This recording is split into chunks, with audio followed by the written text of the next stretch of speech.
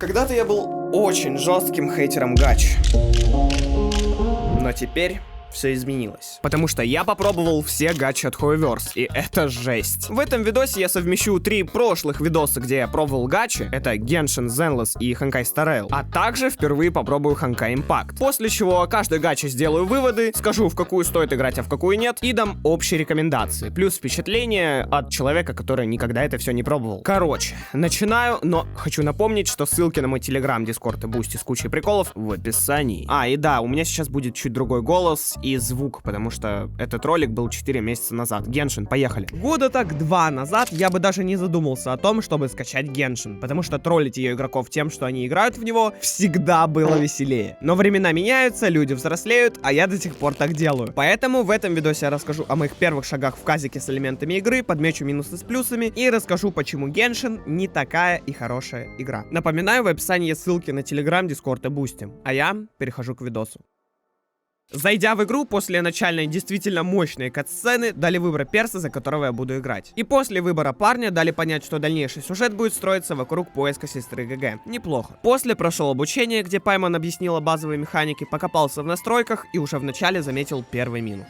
Белый интерфейс, который иногда еще и становится черным, а выбора в настройках нет. То есть он есть, но выбрать его нельзя. Офигенно. А после, когда плюс-минус привык к управлению, пробежал чуть дальше, где на обрыве Пайман показала Мандштадт. Графика здесь очень стилевая, стоит отдать должное. Далее Пайман, это если что фея, которую мы спасли при рыбалке в начале игры, показала первую статую Архонта. Они нужны, чтобы хилить персов, открывать карту и еще быть телепортами туда-сюда. Помимо них есть еще и обычные телепорты и куча ворот, ведущих в данжи. Но в данжи я пока лазить не мог из-за ранга. Зато я мог их открывать, что я и делал, чтобы к ним тэпаться. А заодно получил второй ранг приключений. Здесь это что-то вроде уровня, который открывает какой-то контент. После чего Пайман немного ввела ГГ в курс дела и рассказала, что город недалеко и вообще туда стоит потом сгонять. А я тем временем убивал первых слаймов. Правда, сражался чисто ешкой, потому что додумаюсь я атаковать на ЛКМ только потом. Заодно еле-еле слил первых мобов, потому что чучмеки эти были слишком живучими. Или я слишком слабым, к чему я склоняюсь. После чего я залутал первый свой сундук. И как только я начал первый нормальный квест,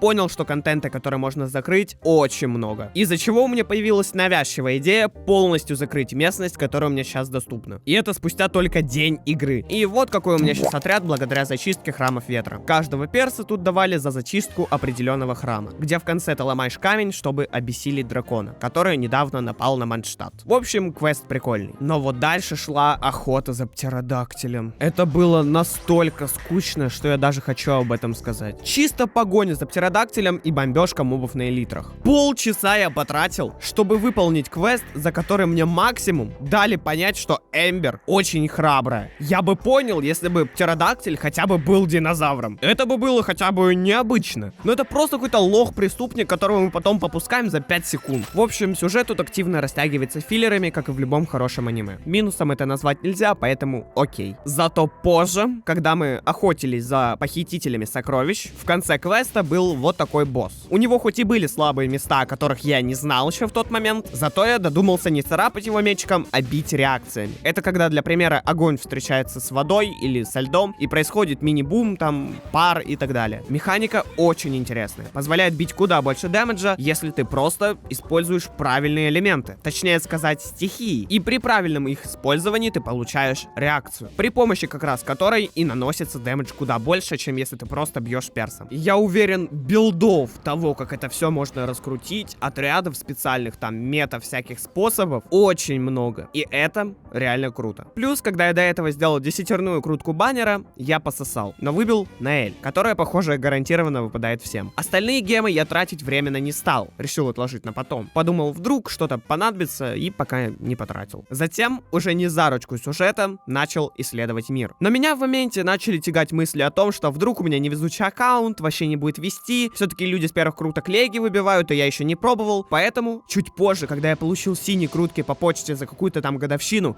я пососал. Еще раз. Хоть и выбил какого-то лоха. А позже я на те самые сэкономленные примагемы куплю 10 моих первых фиолетовых круток. Круток есть два вида. Синий и фиолетовый. Синий — это дерьмо, и никогда их не надо покупать, потому что они нужны для каких-то там дефолтных персов, которые никому не нужны. А вот фиолетовые нужны для специальных баннеров, которые являются временными. То есть раз в какое-то время меняется баннер. Примерно раз в месяц. Условно. Поэтому, так как обычные леги и других персов ты сможешь выбить всегда, синие крутки не сильно ценятся. Зато ценятся фиолетовые, потому что они нужны для временных баннеров. Напоминаю, я купил 10 фиолетовых круток. Они здесь добываются с большим трудом, то есть надо подходить ответственно к тому, что ты будешь выбивать. Именно поэтому я пошел к моему другу Молтеру и спросил у него. Он мне сказал, что я тупой и крутить их не нужно. Лучше подожди, вот скоро баннер Нивелета будет, а он имба, с ним весь контент игры можно закрыть, и вообще он крутой, самый крутой в игре. Поэтому я на их сохранение не забил и решил пока не тратить. И вот у меня сгорает видеокарта, я неделю не захожу в Геншин, а тут меня уже ждет баннер Нивелетона. Или как его там?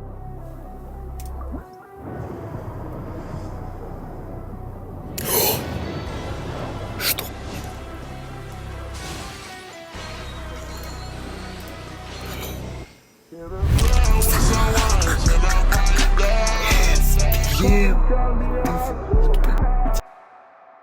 И знаете, я был очень рад. Эмоций было много. Как будто я выбил Спайка в Бравле леток 5 назад. Но кроме Леги, выпал еще и Эпик. И это я еще тогда не знал, что он мета и какой у него дэмэдж. Поэтому, когда я чуть позже узнаю, я буду находиться в полном шоковом состоянии. Так как все, кем я играл до этого, по сравнению с ним, слабаки. Правда, ХП тратится, но это не проблема. А про Фишели могу сказать, что она хороший лучник. Как минимум, она точно лучше Эмбер. Но Эмбер часто нужна для всяких пиро-элементов в головоломках. В Геншине часто встречаются головоломки, где нужно активировать условно пиро-элемент. Например, ты активировал 4 пиро-элемента, и теперь ты можешь открыть какой-то сундук. Также и с другими элементами. Гидра, Анема, Электро и так далее. Ну а после я поставил себе цель выбить Нивелета второй раз. Потому что, во-первых, он имба, а во-вторых, он станет сильнее. Но в тот момент уже анонсили выход нового перса Мавуики. Она, к слову, новая имба игры. Летает, плавает, да вообще все, что можно, она делает, и еще и ДД. Но меня она не интересовала, потому что я дурак. Лучше бы потратил крутки на нее. Кстати, у нее физика жопы. У одной в игре. Это я так просто, к слову. Если вы новичок, как и я, лучше не выбивайте второй раз кого-то. Лучше выбивайте разных персов. Хотя, если в комментах будут умные дядьки, то подправьте. Как раз в тот момент, когда я задумался о фарме, поднялся вопрос о примагемах. Фармятся они здесь, на этом нищем Манштате, очень тяжело, потому что за 1,5 часа я смог по гемчику по 2 нацарапать гемов так 50. Тогда я думал, типа, да, я, видимо, что-то делаю не так, но я все делал правильно. Просто у меня не было ежедневки и других регионов. Еще один совет новичкам. Ливайтесь нищего Манштата как можно быстрее. Биом дерьма, где ты получаешь 2 примагема. 2 примагема с богатого сундука. Но это так, тоже. Просто, к слову, X3. А просто, к слову, X4, что крутка стоит 160 гемов. Жесткий спойлер. Позже в других регионах я буду находить нормальные сундуки в большом количестве, в которых будет лежать не по 2 примагема, а по 5, по 10, по 40, а не как в нищих богатых сундуках в Манштате. Поэтому ливайте реально как можно быстрее. Ну и раз я уже заскочил, давайте скипнем месяц моей игры и переместимся в момент, когда у меня уже 27 ранг. В тот момент я уже решил ознакомиться грамотнее, изучить тему, и сделал это не зря, потому что я попробовал реально много нового для меня. Посмотрел видосы по Геншину, пофармил крутки через под в Геншине, поиграл с другом в Геншине. Да, теперь единственным, смотрите, что мне в Дискорде писали. А также повыполнял ежедневки в Геншине, потому что Нивелет второй, мне надо Нивелета. Но в итоге я пошел его крутить и... Поехали. Блин, меч. Давай еще раз.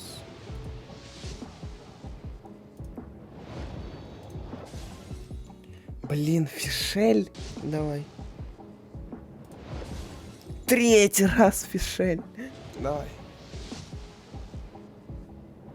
Ну, ГГ, что сказать. Да, я его не выбил. Но даже с отталкиванием он все равно мета, поэтому плевать. Но на этом я не остановился и после недели отдыха зашел в Геншин. А тут уже и Мавуика, и события всякие. И поскольку она мета, и мне рекомендовали ее выбить 5000 миллионов раз, я решился фармить. Но на этот раз не в Манштате, а в Натлане. Да, вы скажете, что это очень далекий регион, в который мне рано, и будете правы, но кто сказал, что я буду лутать его в соло? Я позвал моего друга с 60-м рангом, который уже выбил Мавуику и Сетлали. Это, если что, персы, которые тогда шли в баннерах. И я пошел с ним каких-то 9 часов фармить натлан с нуля. Чтобы вы понимали, для меня там каждый моб был очень тяжелым, не говоря уже о данжах или боссах. Но, наконец, с первого дня мы уже сделали 40% натлана. К слову, выбрал я его не просто так, а из-за того, что шло событие, которое давало за проценты исследования гемы, что тоже дало мне неплохой бонус. И если раньше регион выглядел как маленькая точка на карте, сейчас это уже был огромный открытый регион. Поэтому давайте вместе выразим гигантскую благодарность Роме, который 9 часов бескорыстно мне помогал. За тот день мы чисто технически нафармили 3000 гемов, или даже больше. Но крутки я тратил сразу, из-за чего понять точное число сейчас не могу. Как вы понимаете, на эти 20 круток, плюс-минус, я Мавуику выбить не смог. Но тут уже по числу круток близко был гарант. Это когда каждые 90 круток 100% падает лего. Но тут есть подвох. 50%, что тебе выпадет дерьмо стандартная лего. Они мне вообще не сдались. И стольких усилий явно не стоят. Поэтому мне оставалось лишь надеяться. До конца баннера 12 дней, а крутки фармятся не быстро. Под конец дня, как вы понимаете, я Мавуику выбить так и не смог. Но на следующее утро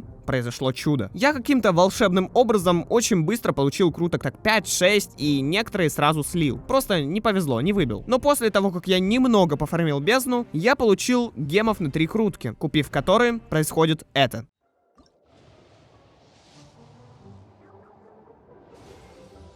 Я легенда! Я легенда! Сюда! Бездну пофармил. Это на софте я выбил. Это вроде 78-я крутка. 78-я крутка, софт гарант. И по идее я выиграл 50 на 50. Йоу, вот это я легенда, йоу. Сюда! Просто сюда!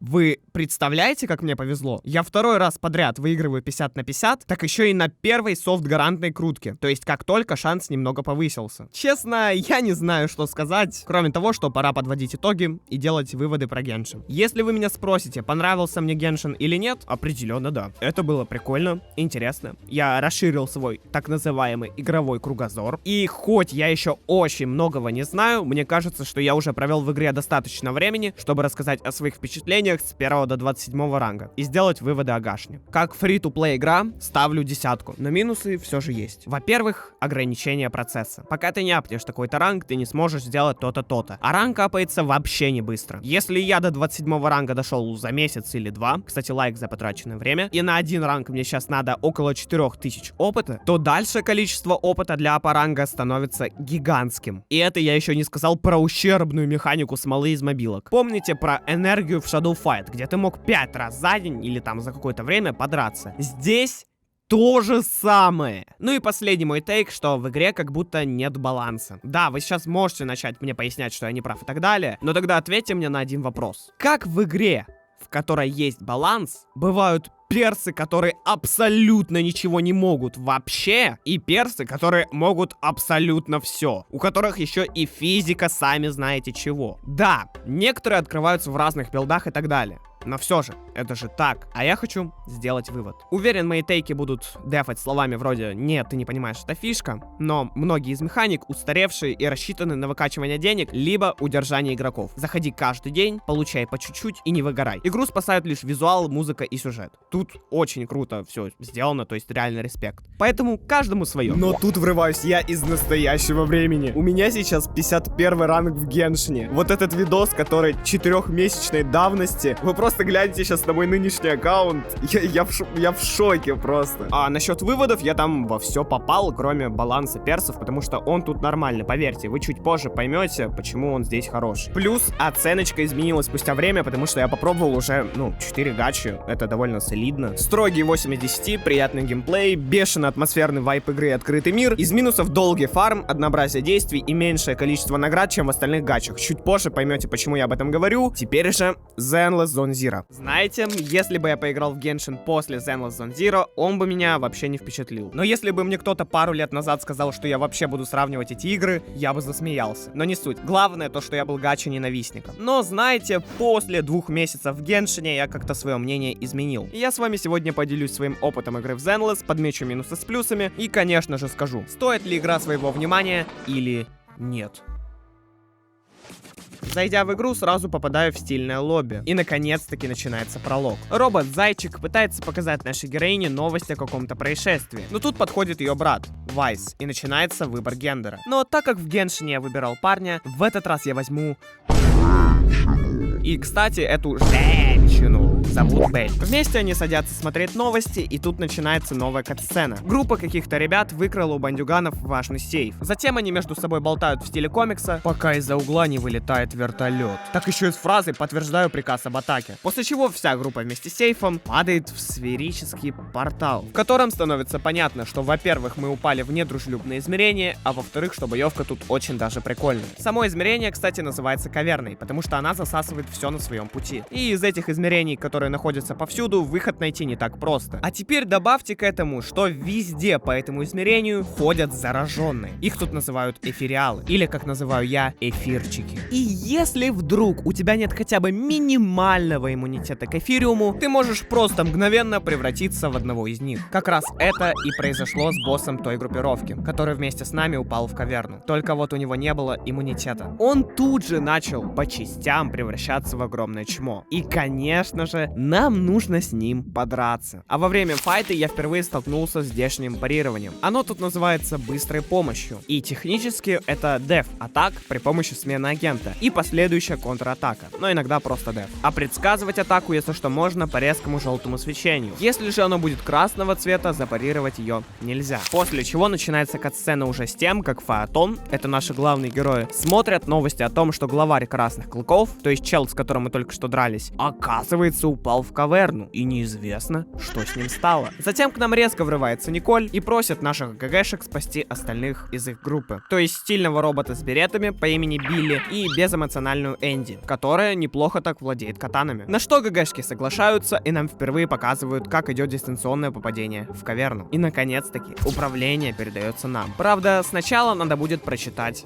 обучалку. И уже после нее мы за нашего малыша бежим к терминалу, чтобы получить данные наблюдения. Но и тут все не так просто. Сначала надо пройти карту из Fall Guys'а? Чё? Но на деле это называется лабиринт Марселя, после попадения в который надо дойти до цели, чтобы получить какую-нибудь ценную информацию, в нашем случае данные наблюдения. И после, так как мы уже знаем, где примерно находимся, можно спокойно заходить в портал, который в самый нужный момент приводит нас к Энди с Биллом. Это тот самый с револьверами и та самая с катанами, если что. Мы их, конечно же, спасаем, и после побега из измерения Кала, наконец-то можно спокойно поговорить про их спасение. Нас благодарят, говорят о гонораре, что мы самые крутые, но мы это и так знаем, потому что теперь нам хотя бы дадут поиграть и побегать везде самому. И получив всякие награды, включающие даже горничную с бензопилой, они нашли меня, примагемы, они и здесь просто в другой обложке. Я не хочу их фармить. Стоп. Так это же и не нужно. Потому что есть FunPay, крупнейшая биржа игровых ценностей в Рунете. На ней ты можешь купить что угодно по самым выгодным ценам, а если не хочешь париться вообще, то тебе тут даже боссы помогут закрыть или сделать за тебя вообще любую рутину по типу скипа диалогов, рыбалки и так далее. А это я даже не уточнил, что услуги и донат здесь есть вообще по всем играм, а сам процесс очень простой. Ищешь игру по поиску, находишь нужную услугу, либо пополнение и готово. Ссылку я оставил в описании и в закрепе. Загляни, может это именно то, что ты искал.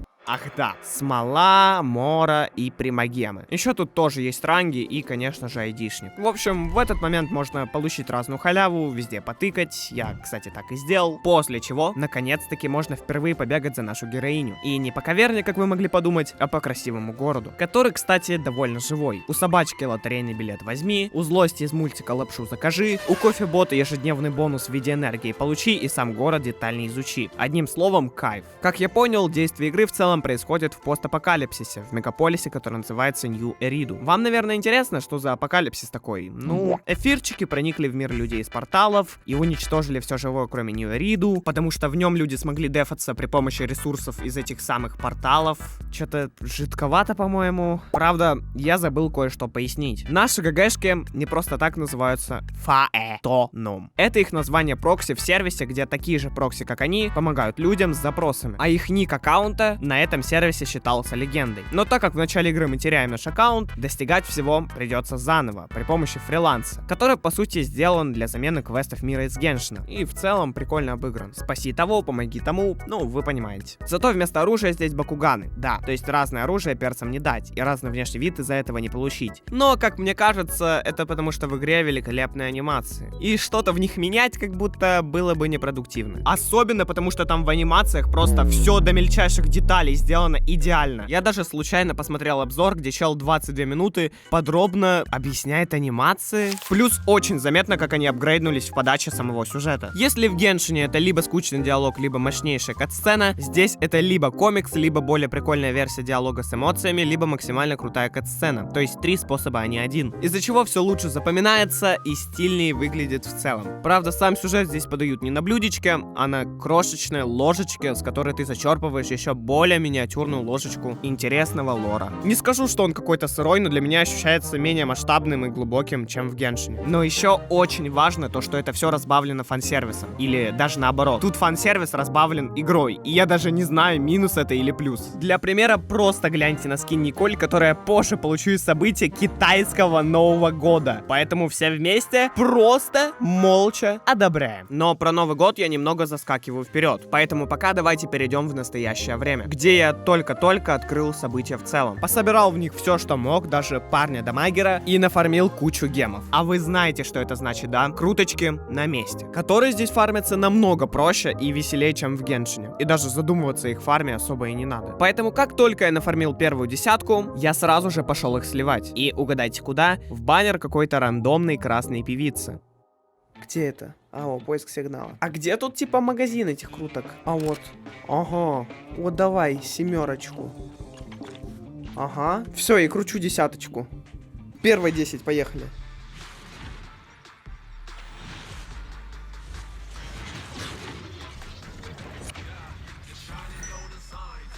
Что? Что значит желтая? О нет, какой ревербератор? Я что, оружки крутанул? Не-не-не! Я крутанул оружки? Я тупой! Нет, не оружки. Не оружки? Какой-то фури. Опять, я не знаю, что это. Пожалуйста, перс. Я понял. S-ранг это что? Это круто или нет? Я не понимаю. Да, вам не показалось, вам не послышалось, я не понял, что мне выпало лего. Это просто, я не знаю, это максимальный рофл. Я, если честно, в афиге. Вот этот дурачок в прошлом, ну, это как можно не понять, что это лего? Ну, это просто сюр. Я знаю, что может показаться, что это какой-то байт или прикол, но это не так. Я реально не понял, что мне выпало лего. А вот если подробнее про фуреныша, который мне выпал, то он бьет онли ногами, руки изящно держит за спиной и вообще тигр. Кстати, как раз после этого я на какой-то миссии впервые заметил, что можно, внимание, скипать диалоги. То есть, да, можно скипнуть почти что угодно, а не сидеть, спамить по мышке и думать о том, когда уже диалог этот закончится. Как человек, который играл в Геншин и сейчас играет, по секрету скажу, тут однозначно разрабам большущий респект. Потому что, давайте честно, душнота бывает везде. Я скипать устал, дайте поиграть, пожалуйста. После чего мне стали доступны местные данжи. Уже сейчас, даже на моем этапе, в них можно получать кучу всего для прокачки. Причем их еще можно настроить. То есть не надо ждать какого-то дня недели, чтобы пойти и пофармить все, что тебе нужно. В отличие от Геншина, где тебе надо в какие-то дни заходить, что-то запоминать. Просто зашел, пофармил и с кайфом ушел. А как вишенка на торте, это еще и прикольно описано лором. Мы якобы играем в видеоигру, которая стимулирует бои в настоящей каверне. И как вы догадались, сюда мы, как и в Геншине, сливаем смолу. Только тут ее не 200, а 300 300. Если, конечно, считать баф от кофейни. Ну и вся эта шаблонность вызывает у меня чувство дойки. Но как только я вспоминаю, что это единственная гача с боевкой, и вообще это эксперимент от Hoyoverse, то есть они рисковали, то такие мысли сразу заменяются как бы таким мини-респектиком. Поэтому давайте это опустим. И уже на следующий вечер, напоминаю, во второй день игры, после слива смолы в данже я пошел покрутить еще. Правда, уже стандартный баннер, но вы посмотрите, какой кал мне выпал.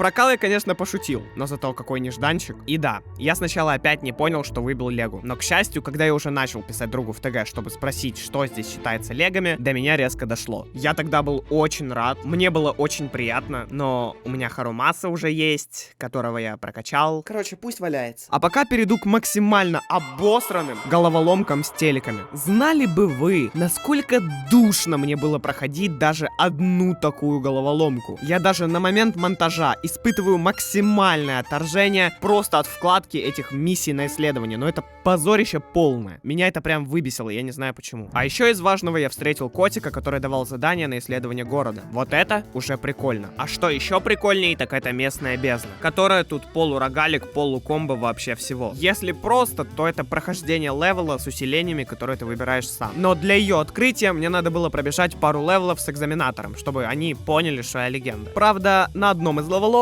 экзаменатор увидел огромное чмо, от которого мы прятались, я даже словил мурашки. Но в нужный момент появилась какая-то тянка и лайтовенько миленько пробежалась, после чего кастанула смертоносную атаку ему в голову как зеницу. И хоть он затерпел, знаете, как будто бы правильно он делает, что от этой тянки улетает, а кто бы не улетел, да? А после, когда я закончил миссию, вроде бы бездна открылась. Но горечь в том, что, насколько я понял, альтернативой в ЗЗЗ считается оборона Шиюй, а не вот эта бездна, которую я открыл. Поэтому давайте я этот момент тоже опущу, потому что я в этих безднах что-то запутался, если честно. Поэтому лучше исправьте меня в комментариях, объясните, я буду рад почитать, как бы вот. Зато позже, когда я уже апнул 25 ранг, у меня открылся весь основной контент игры. И угадайте что? Да, я пошел это все фармить. Там было куча минигеймов, куча наград, но самое интересное, что там было, это события китайского Нового года. Хоть я не ознакомлен с тем, как оно у них празднуется, в игре все реализовано прикольно. Тут вам и болтушки с персами, и вайбовые катсцены, но самое интересное не это, а то, что в этом событии есть свой Fall Guys. То есть в начале, когда я проходил эти терминалы, не зря я что-то заподозрил. Потому что, ну, Fall Guys в другой игре? Что? Тут и куча карт, и мой любимый TNT Run. Но помимо него, внимание, вы сейчас офигеете еще больше. В игре есть куча игровых автоматов, в которых есть змейки, гоночки и еще куча всего. Сделано офигенно. Респект, мне зашло. А еще я совсем забыл рассказать про ежедневку. Тут вам для нее не нужны никакие душнейшие квесты. Здесь от вас требуется к собачке заглянуть за лотерейным билетом, бафнуться лапшой, бафнуться кофейком и просто поделать, что тебе в кайф, и все. Как по мне, ежедневка в гачах так выглядеть и должна. А не являться фиолетовыми точками в жопах мира, которым еще надо сходить и там что-то сделать. В общем, надеюсь, мою мысль вы поняли. А теперь давайте поговорим про боевку, отряды и прокачку в целом. Сама боевка здесь не очень углубленная, как и многие другие механики, из-за чего можно легко закрывать контент, даже если у вас самая конченная пачка в мире. А покажу давайте на примере моей. Вот у меня есть ДД, Харумаса. Прямо под ним видно то, что его стихия это электричество и то, что он ДД. Но в соло он так сильно дамажить не будет. Поэтому дополнительно я взял в пачку Фуреныша. Он здесь как помогающий дамагер или по-умному саб ДД. Но в отличие от Харумасы, он здесь нужен не для дамага, а для того, чтобы оглушить моба и дать 150% бонуса к урону остальным персам. Этой пачкой я закрывал все, что можно, и у меня вообще не было проблем. Ну а после еще нескольких дней игры я имел уже 26 ранг. И каждый день ежедневно фармил примерно по 10 круток, сразу же сливая их в баннер Астроял. А когда до гаранта оставалось 40 круток, я пошел крутануть еще одну десятку, но с нее ничего не выпало. Зато потом, когда я пошел крутить последние крутки, произошло это. Выпало. So nice to meet you. Да, мне повезло. И теперь у меня стоит вместо прошлого саппорта Астроял, который является лучшим саппортом игры. Но это сейчас я это узнал, тогда я этого не знал. И единственное, чего мне теперь не хватает, так это ДД покруче, и все. Но тут я узнаю, что 12 февраля выходит новый ДД-персонаж, Эвелин. И еще она и той же фракции, что и Астра. То есть это всякие бонусы к статам и все такое. И ее еще круто в сюжетке раскрыли, то есть просто X3 бонус, вообще кайфик. И пока я первые пару дней фармил и сливал смол в данжи для прокачки персов, случайно заметил, что Астра дамажит по 8к, то есть... Напоминаю, у меня обычные перцы бьют по 500, по 300, по 170, но не 8300. Я в афиге! Кстати, напоминаю, там Эвелин выходит через 2 дня, и мне фармить крутки надо, поэтому я пошел. А пока я фармлю, давайте расскажу о самом интересном, что произошло в следующие дни. Во-первых, пока в Зенлосе шло офигенное событие с Fall Guys'ом и просто великолепный сюжетик, рассказывающий историю Астра Яо, в Геншине шел Тетрис. Ой, блин. Во-вторых, я слил 30 круток в молоко. И круто подрался с краном за Волтер Уайта. Ну а после файта с еще одним краном у меня открылся экспертный вызов. Если вам это ни о чем не говорит, не парьтесь. Тут все просто. Тоже фарм, но тут новые предметики для вкачки можно получить, чтобы таланты качать. Я, кстати, качну их только Астре, но это пока. И помните, я до этого говорил, что еще не открыл здешние артефакты. Так вот, теперь они у меня открыты. Их тут называют дисками, и они, как и в Геншине, повышают статы. Теперь снова сливаю еще кучу круток в молоко, и следующие пару дней очень много играю, чтобы выбить Эвелин. Но, к сожалению, в этот раз на 80-й крутке, то есть почти с полного гаранта, мне падает говнище. 79. Ну да, опять говно. Найс! Лего!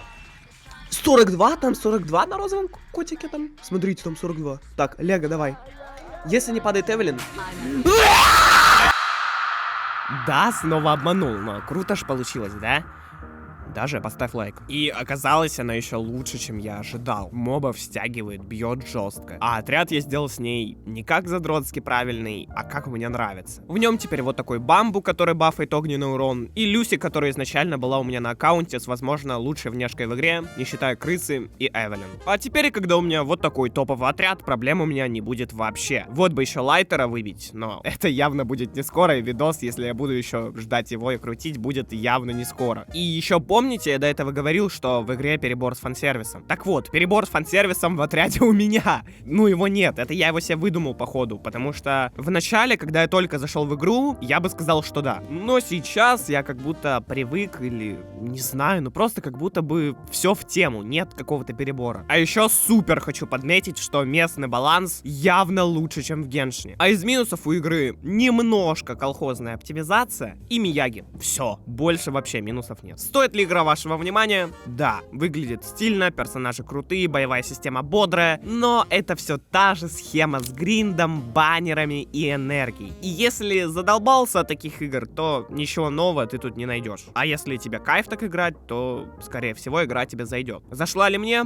Да. Заходишь вечером такой уставший и идешь кромсать мобов, не думая. Одно удовольствие. Плюс, сразу отвечаю на вопрос. Буду ли я играть дальше? Сейчас не знаю. Но узнать вы об этом можете в моем ТГК, Дискорде или ТГ-чатике. Там я часто с вами общаюсь, что-то спрашиваю. И, как всегда, напоминаю каждому свое. Кстати, это я из настоящего. Оценочка 9. Все технические аспекты идеально, но лично мне не хватило масштабности и сюжета. Как я и сказал, игра для того, чтобы зайти вечером и покайфовать, увидеть просто красивых тяночек и все. И мужчин, кстати, тоже.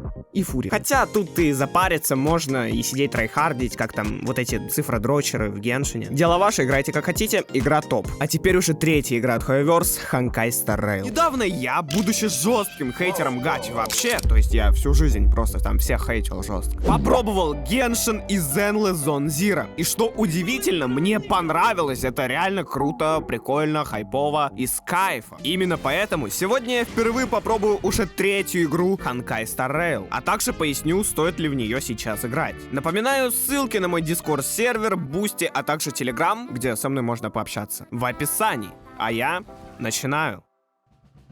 При заходе в игру нас встречает красивое лобби с поездом, из которого мы попадаем на космический корабль, где Кафка разговаривает с Ии, что помогает ей. А затем, после небольшой катсцены, начинается первый бой, где нас немного обучают пошаговой боевке на двух бомжах. И наконец-таки можно побегать самому и заметить, что анимации тут далеко не на уровне Зенлоса, что вообще-то печально, потому что я пришел в ХСР сразу после него. И так как это до сих пор обучение, я просто тыкал на то, что просили, а заодно офигел от анимации ульты Кафки. Ладно, может анимации и частично на уровне Zenless. Но бег здесь это, конечно, топ, даже по сравнению с Геншином. Зато наши герои уже дошли до нужного места и наконец-таки дали понять, что они ищут Stellarron. Опухоль всех миров. Прикольно, что они пишут мини-объяснения прямо в диалогах. Затем они его находят, но для Stellarron нужен сосуд, выбрать который можем мы. И после выбора перса и вписания ника нам показывают интересную катсцену, где мы узнаем, что сосуд-то у нас непростой, и даже был знаком с Кафкой. Правда, фиг знает, кто это вообще такая. А после небольшой отключки нас находит команда Звездного Экспресса, здешние герои. Это, кстати, их поезд там в лобби. И мы вместе отправляемся в главный зал этой станции, по пути открывая функции вроде персонажей, профиля здешних талантов и так далее. С нормальным, не периодически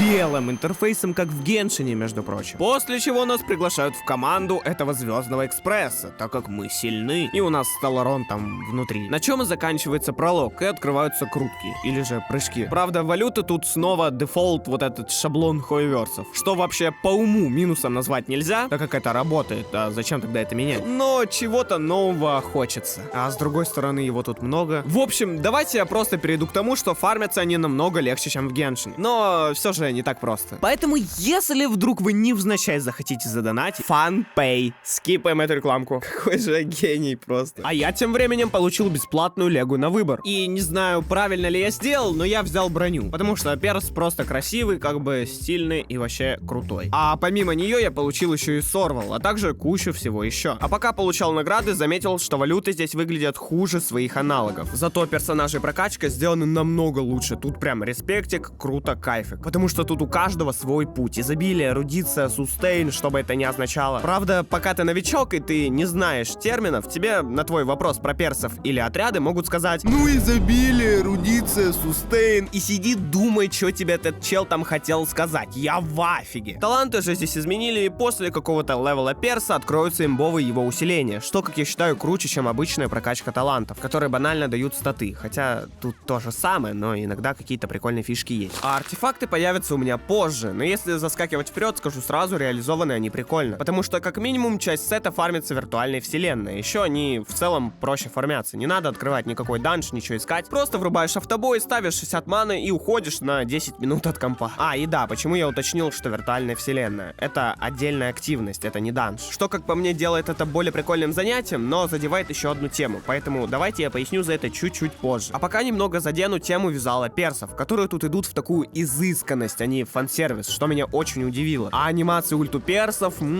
сделана прекрасно. Понятно, зачем они набеги сэкономили. Еще конкретно в ХСР по ощущениям халявы больше, чем в любой гаче от Hoyoverse. Потому что, ну вы гляньте, что они анонсировали. 30 бесплатных круток, еще одна лего на выбор, так еще и куча ивентов. Это офигеть. Конечно, это я говорю сейчас из настоящего времени, но до этого еще дойдем. Как дошли до первой планеты, Ярила 6, которая является миром с бесконечным морозом из-за Stellarron на планете. Поэтому два, я так понимаю, самых крутых человека с Экспресса отправляют нас вместе с Мартсем и здешним Джунли на планету, где нам нужно как-то ослабить или уничтожить Stellarron. Если коротко, то штука, из-за которой всегда куча неприятностей. На планете я апнул 10 ранг и нашел первый чешелист. Это что-то вроде цветков из Геншина или данжей из СЗ, в которых фармятся самые базовые ресы для прокачки персов, талантов и вот этого всего. И, кстати, я только сейчас понял, зачем вообще эти цветки в Геншине. Я их просто пару раз вообще за все время использовал, а они, оказывается, очень полезны. Ну и на этом цветке я впервые нормально затестил отряд и плюс-минус начал понимать, как здесь все работает. Правда, механику уязвимости я пойму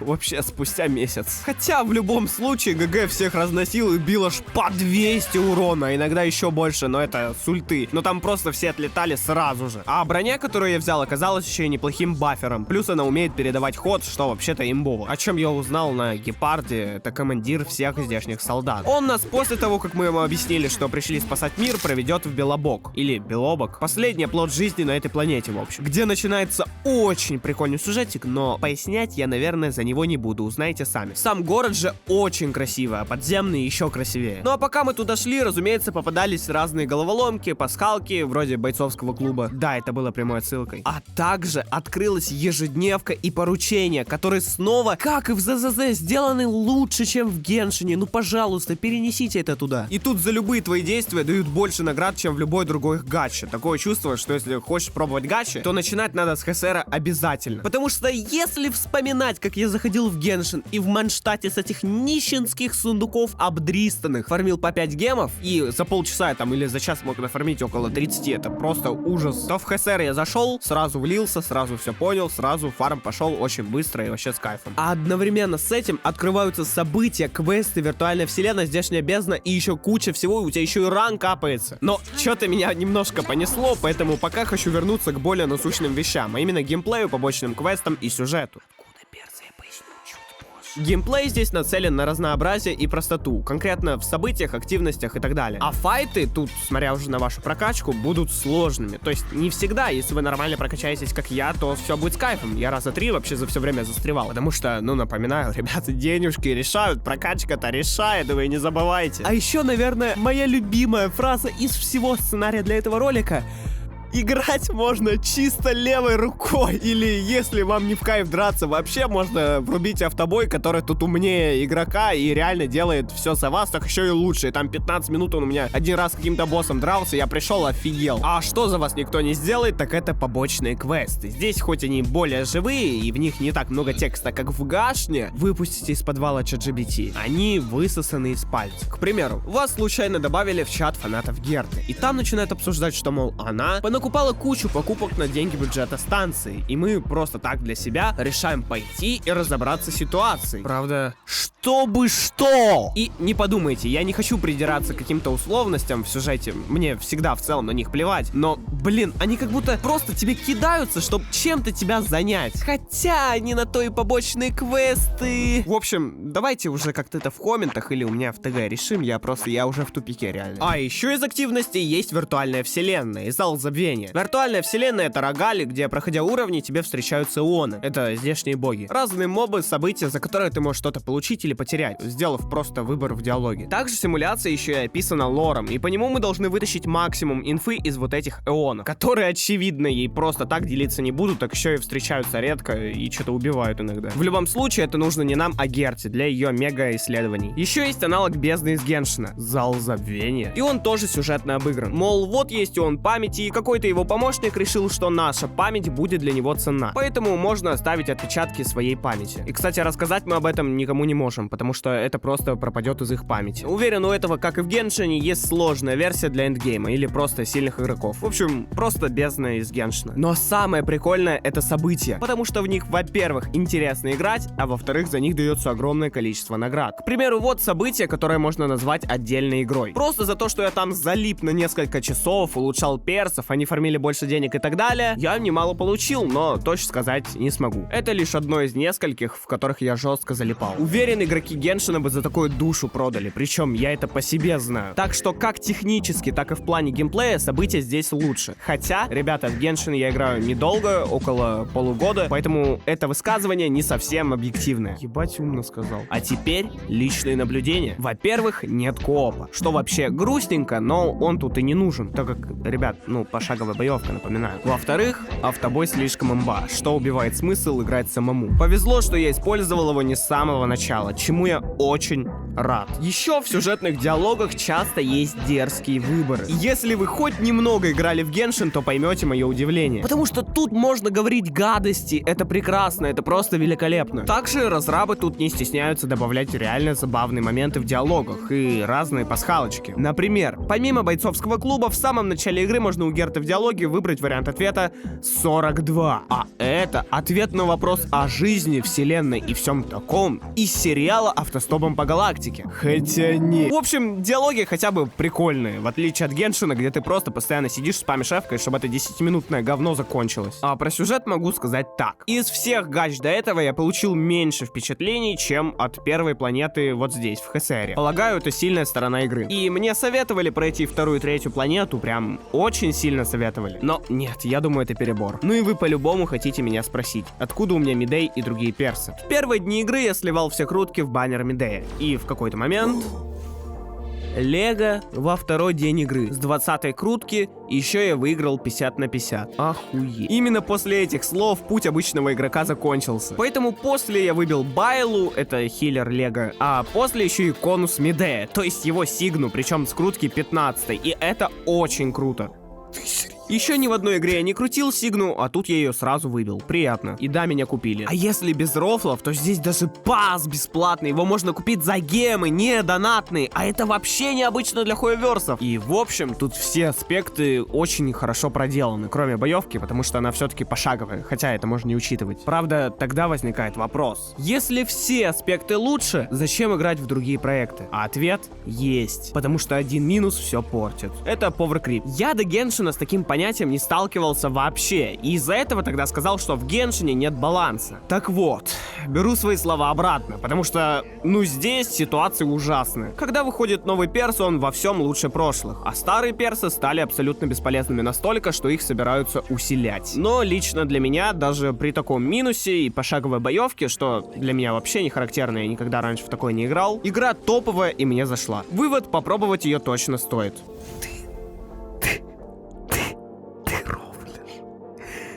Видос вышел относительно недавно, и свое мнение насчет ХСР никак не изменил. 10 строго. Игра дает больше наград, при этом затрачивая меньше вашего времени. И внимание требует меньше условного Геншина. Но лично для меня 7 из 10, потому что, Геншин поприкольней. В конце объясню почему. А теперь к самому сладенькому их проекту Honkai Impact 3RD. Это первая их игра, и бюджета изначально по понятным причинам было очень мало. Из-за чего, зайдя в игру, мы получаем сырое, неиграбельное говно. Но только в начале игры. Это, пожалуй, первая их игра, которую я могу назвать прям откровенным калом лично для меня. Извините, если вы их там фанат, я не хотел никого обидеть, но я играть не советую, потому что до адекватного геймплея, чтобы дойти, не шакального, интересного, крутого и привыкнуть к этому всему интерфейсу, нужно минимум часов 40. И узнал я это не сам, а просто от людей, я делал опросы, мне многие писали по этому поводу, я не понимал, почему ее хейтят, а сейчас понял. И да, я должен поиграть в эту гачу, но я посидел в ней 15 минут и понял, что я не хочу. Сорянчик, конечно, может быть это какой-то кликбейт или как-то это можно назвать, но нет. Я делаю для души, поэтому можете поиграть сами и понять, о чем я. Ну и вывод, к которому я пришел, поиграв во все это. Первое место ХСР. Это объективная 10. Все круто, красиво, просто и наград больше всего. Если вы занятой человек, то это, наверное, для вас самое то. Второе место Геншин. Все-таки открытый мир, вот этот вайб, атмосфера, все это жестко решает. И я ставлю это выше просто красивых тянок и кайфового геймплея. Хотя объективно Zenless лучше Геншин. Это фан-сервис, крутая боевка, больше сказать ничего не могу, кроме офигенных анимаций. Тут респектик, конечно, круто. А на 4 месте Honkai Impact. Игра в целом хорошая, если поиграть в нее больше 40 часов и дойти до нормального контента, но как будто что-то